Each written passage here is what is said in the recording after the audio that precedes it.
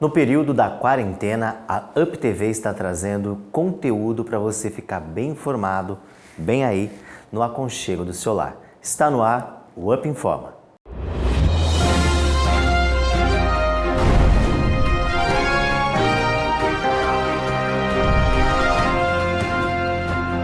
Nesta segunda-feira, mais de 250 profissionais da saúde, contratados pelo Ministério da Saúde, chegaram ao estado do Amazonas para reforçar o atendimento à população e passam por capacitação. Nós recebemos nos últimos dias mais de 200 profissionais do Programa Brasil Conta Comigo, recebemos também EPI, recebemos também respiradores, e a vinda do ministro e da equipe dele é fundamental para que a gente possa ter uma noção clara da necessidade do estado do Amazonas e como é que a gente pode evoluir nesse sentido. Apesar do número expressivo de recuperados pela Covid-19, o número de mortes ainda é bastante grande. O Ministério da Saúde registrou na segunda 7.288 óbitos, sendo 263 mortes nas últimas 24 horas. Atualmente, São Paulo concentra a maior parte das notificações, com 32.187 casos e 2.657 mortes. Aqui na região, são 173 casos confirmados. A Prefeitura de Hortolândia confirmou a 7ª morte provocada pelo novo coronavírus. O paciente era um homem de 78 anos que estava internado. Se você está perdendo a noção de tempo, veja agora nosso quadro Psicólogo Responde. Olá, a pergunta que nós temos para responder hoje é a seguinte: durante a quarentena eu estou perdendo a noção do tempo, eu não sei mais que dia é e muitas vezes isso me incomoda muito. Tudo bem, vamos responder a essa pergunta. Tudo diz respeito à rotina. Nós fazemos normalmente coisas diferentes nos dias da semana do que nós fazemos no sábado, no domingo ou numa véspera de feriado e durante um feriado. O grande problema é que quando nós estamos isolados de quarentena, nós começamos a agir como se fosse sábado e domingo ou feriado. Se você trabalha como home office, já é mais fácil, porque você pode estabelecer uma rotina para o seu trabalho num local reservado na sua casa. Mas se você estiver sem trabalhar, então tome cuidado com o horário que você vai dormir, porque muitas vezes a pessoa pensa, amanhã eu não tenho horário para acordar. Vai dormir muito tarde, acorda tarde e todos os dias se parecem com um belo final de semana muito prolongado. Então, faça uma agenda da semana, respeite, inclusive criando diferenciação dos dias da semana, dos finais de semana. E você vai voltar à normalidade. Aliás, essa é uma coisa muito importante. Quando tudo voltar ao normal, você precisa estar preparado, acostumado com a rotina, porque tudo vai voltar ao normal, temos a certeza disso. Fica aí o meu abraço. E se você tem alguma dúvida de como manter a sua saúde emocional, mande a pergunta para a nossa redação aí no WhatsApp que está aparecendo na sua tela. Durante coletiva de imprensa nesta segunda, o governador João Dória citou as cidades de Americana com 50%, Santa Bárbara do Oeste e Sumaré com 49%, pelos índices ruins de adesão ao distanciamento social. Se esses índices forem mantidos até o dia 11, as cidades estarão automaticamente excluídas da flexibilização. João Dória decretou obrigatoriedade pelo uso de máscaras em todo o estado de São Paulo a partir desta quinta. Eventuais penalidades terão de ser determinadas por cada município. O governo do estado de São Paulo decreta amanhã, 5 de maio, a obrigatoriedade no uso de máscaras em todo o estado de São Paulo a partir do dia 7 de maio. A regulamentação sobre eventuais punições aos que desobedecerem essa medida serão de responsabilidade das prefeituras. Lembrando que nós já tornamos obrigatório na semana passada e valendo a partir de hoje, dia 4, seguindo o modelo adotado pelo prefeito Bruno Covas, a obrigatoriedade no uso de máscaras em todos os meios de transporte público e privados.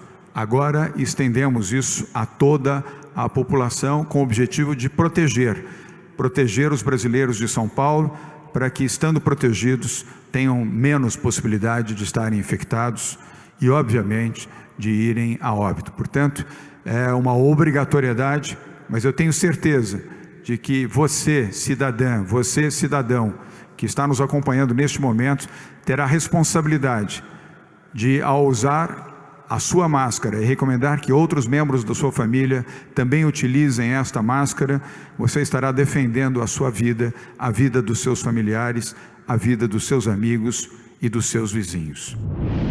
Mais uma carreata de manifestação realizada em Americana na noite desta segunda-feira. O pequeno grupo de manifestantes pedia a reabertura do comércio e o impeachment do governador João Dória. O grupo se concentrou na Avenida Doutor Antônio Pinto Duarte.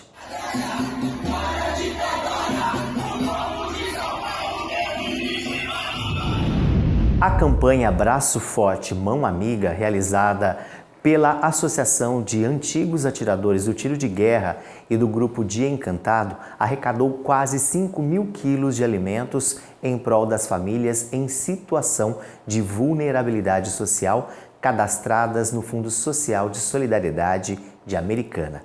Foram 3 dias de coleta de alimentos, produtos de higiene e limpeza, roupas e máscaras de proteção. O ator Flávio Migliaccio, de 85 anos, foi encontrado morto na manhã de segunda pelo caseiro do sítio em que morava no Rio de Janeiro. Com mais de 60 anos de carreira, Flávio Migliaccio deu vida a personagens inesquecíveis e marcantes da TV. O caso foi registrado como suicídio. Veja agora a segunda parte da entrevista com a psicóloga e educadora parental Aline Cestaroli, que fala como conduzir emocionalmente as crianças durante o distanciamento social. E hoje nós voltamos então com o nosso bate-papo com a Aline. E hoje nós vamos falar um pouquinho das ferramentas que os pais podem utilizar para educar emocionalmente as crianças, não é mesmo, Aline? Olá, tudo bem? Tudo jóia, Ana Paula. Obrigada novamente. Aline, de forma prática, quais são as ferramentas que os pais podem utilizar para educar emocionalmente essas crianças? Existem, na disciplina positiva, Ana Paula, existem mais de 50 ferramentas práticas que podem ajudar aí os pais, os adultos a lidarem com esses desafios de comportamento. Um dos conceitos da disciplina positiva é a conexão antes da correção. E aí tem uma outra frase que eu acho muito bacana, que é da Jane Nelsen. A Jane Nelsen é a precursora aí da disciplina positiva. Ela diz assim: se nós queremos que as crianças aprendam a controlar o comportamento delas, nós adultos precisamos controlar o nosso, né? E por que isso é tão importante, né? Porque nós somos os maiores exemplos. As crianças, elas estão o tempo todo observando como nós nos comportamos e não aquilo que nós falamos. E aí existe uma parte do nosso cérebro que se chama neurônios espelho. Os neurônios espelho, eles são responsáveis por refletir no outro as nossas emoções, aquilo que a gente está sentindo ali internamente. Então esse é um conceito muito importante. Eu sempre falo para os pais nos atendimentos, nos workshops, que a gente precisa estudar para educar, né? Então acho que uma primeira ferramenta aí é esse conhecimento e o autoconhecimento, né? Porque nós adultos não fomos educados emocionalmente, né? Nós não viemos dessa educação, esses conceitos de inteligência emocional, eles são conceitos muito recentes ainda. Então, por isso a importância do autoconhecimento. E na prática, uma ferramenta muito bacana é a validação dos sentimentos. Então, a gente precisa fazer o que eu chamo de alfabetização emocional, né? Então, a criança está lá, vamos imaginar uma situação, a criança está em casa e queria brincar na rua e ela não pode sair de casa. É normal que a criança fique frustrada, com raiva, que ela chore, brigue, né? Tenha algum comportamento ali inadequado. A gente pode fazer nesse trabalho de alfabetização emocional, validar esse sentimento dela. Filha, eu entendo que você está frustrada, que você está com raiva, porque você gostaria de brincar na rua e não é possível, né? E agora a gente tem que ficar aqui dentro de casa. Então, só nomear esse sentimento já ajuda a criança, porque ela não tem consciência daquilo que ela está sentindo, né? E aí a gente valida e compreende o sentimento dela e redireciona o comportamento, porque todas as emoções são importantes e nem todo comportamento é adequado, né? Então, a gente precisa acolher os sentimentos e redirecionar o comportamento. Então, essa é uma ferramenta, acho que é prática, não que seja fácil, né? Porque a gente precisa estar conectado e presente para agir conscientemente, não só reagir. Porque a grande tendência é a criança teve lá um acesso de raiva, um mau comportamento, a gente entra na birra junto com ela, né? Então, considerando que nós somos os adultos da relação, a gente controlar esse comportamento, acolher o sentimento dela. E aí uma segunda coisa importante é não levar aquilo para o lado pessoal. O pessoal é muito importante também para a gente conseguir se conectar e ali corrigir o comportamento. E a grande diferença aí da disciplina positiva é esse caminho do meio. Então, é a gentileza e a firmeza juntas, né, ao mesmo tempo. E esse é um grande exercício, né, para a gente mudar esses padrões ali. E aí vem uma outra ferramenta da disciplina positiva, que são as escolhas limitadas. Então, não é deixar a criança fazer o que ela quiser e escolher o que ela quiser, né? Porque a criança com muita liberdade, ela fica até se sentindo perdida ali, porque ela não sabe ainda fazer boas escolhas.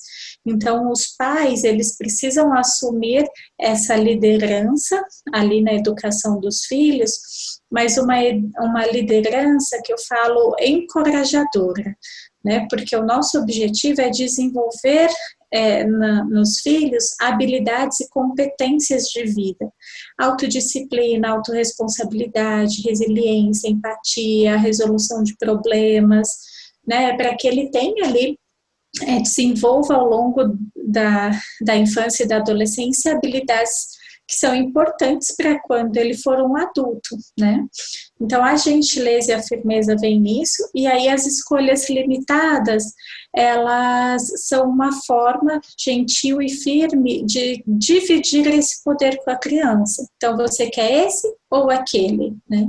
Você deixa a criança exercer ali um poder pessoal, mas dentro de um limite que você, adulto, considera adequado para a sua família, para a situação. Manu Gavassi, recém-saída do BBB 20, já chegou ao mundo real tendo de assimilar as mudanças com a Covid-19 e já se mobilizou para fazer uma live.